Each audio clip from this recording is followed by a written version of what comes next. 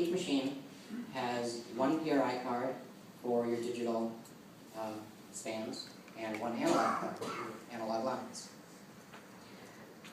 Basically, the way this is going to work is from your telco, you're going into this R series box, which is actually available in the code zone if you want to check it out later, or you can come up and ask me. We can talk about that. And then the R series is a set of relays that can go from A to B. So when the A machine fails, it will actually switch your physical PRI or analog lines to the second machine. Right? And each machine also has an analog line connected the same way through another R series. Each machine also has one analog phone. The SIP phone is connected to the switch, which is connected using that floating IP address, which is currently on the active node. And then there is a phone that is connected to the CO, which is going through the R series boxes into each of the Asterisk boxes and then back out the Asterisk boxes. So as live demos go, of course, it's not going to actually work because it's a live demo, and that's just, anyway. So what should have happened is if I had picked up the phone on the CO box and dialed an extension, it would have rang the SIP phone and the currently active phone. That would have gone through the PRI into Asterisk and then out to the phones. If I had dialed another extension, it would have gone through the analog into Asterisk, back out the analog to, again, the active phone and the SIP phone.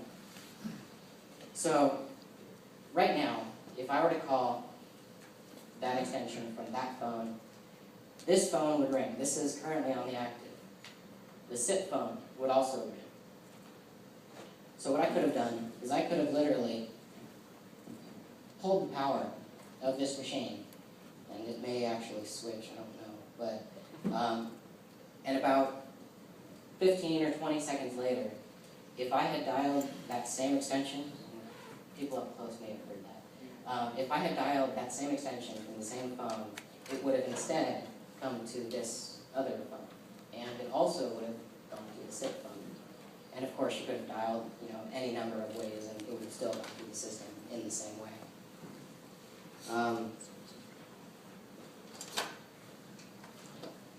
Question.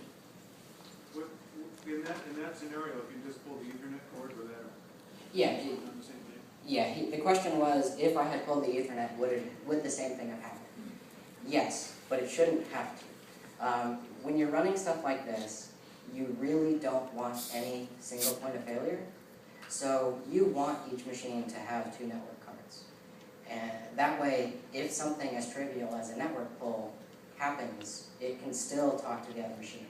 In this case, yes, I've only got one Ethernet card in each machine. But yeah, any type of interruption.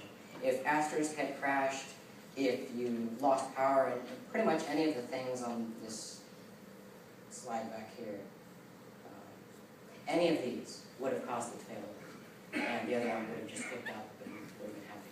Question. Sure. So what you do with the second network? Are you do a crossover cable between them? There's various ways to do it. Yeah, a crossover cable between the two machines directly and not going through a switch like your primary might. That could work. One of the things that we're doing in this setup is we're actually pinging a gateway address. So it's constantly checking to see if it has access to either the internet or the rest of your LAN or whatever it would be. So while that would work, it's not necessarily the best way. Ideally, you would want two switches and two of everything else also. So did you just team the NICs in that situation, or? No, you would want the NICs to be completely separate. Yes, I guess any other questions then?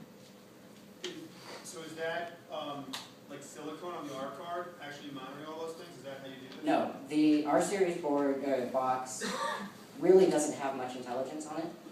It is basically a set of relays that you can control from either of the machine, and you tell it where you want the ports to go. So when the primary machine dies, the secondary machine will connect via the USB on the box and tell it, I want all of the ports to be over here now. Where's the logic that's monitoring everything? The logic that's monitoring everything is on the actual Asterisk box itself.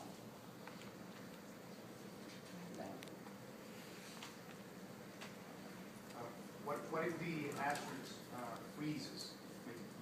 It- Just unload the module, but some bad API or something? So the question is, what happens if Asterisk freezes or, I guess, dies, to be similar to.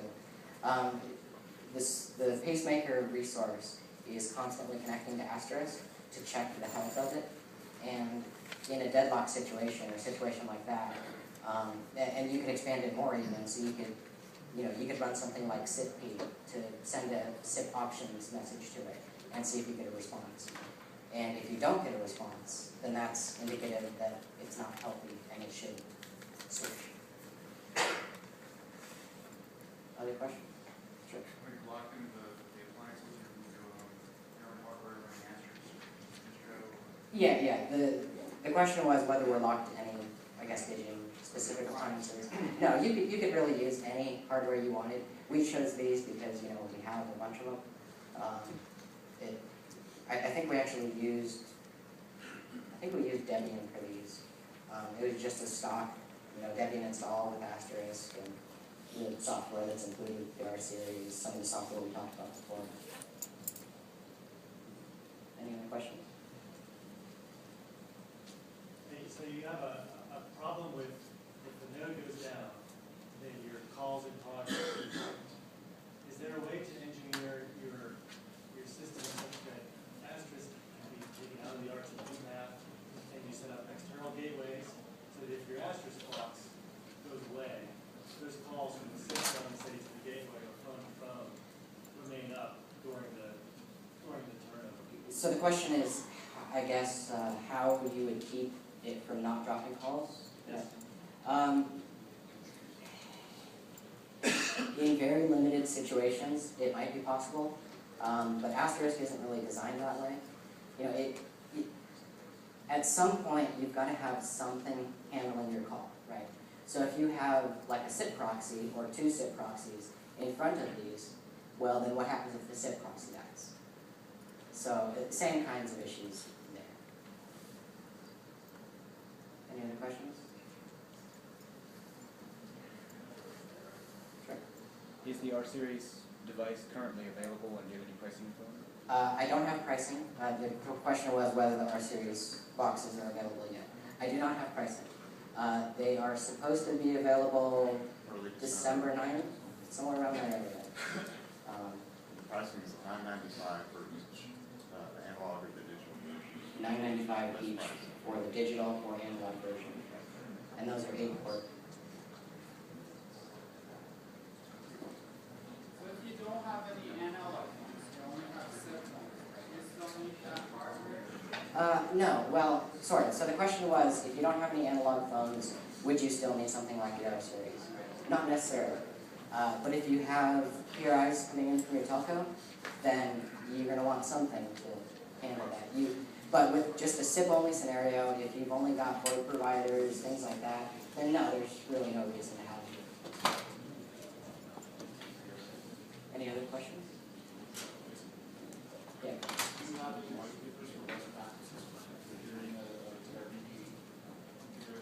White papers for configuring this stuff. Sort of, not really. There's a lot of information if you Google it. Sure, there's with 100 different configurations, there's a best practices recommendation. sort of. There's not something that we publish about just, this type of setup. There is a manual that is included with the R series boxes that'll actually go through step by step, configuring all the parts of it. And in that case, I imagine those would be available probably to everyone, right? Yeah, so those will be available in 6 weeks or something. And you can just skip the R series parts of it.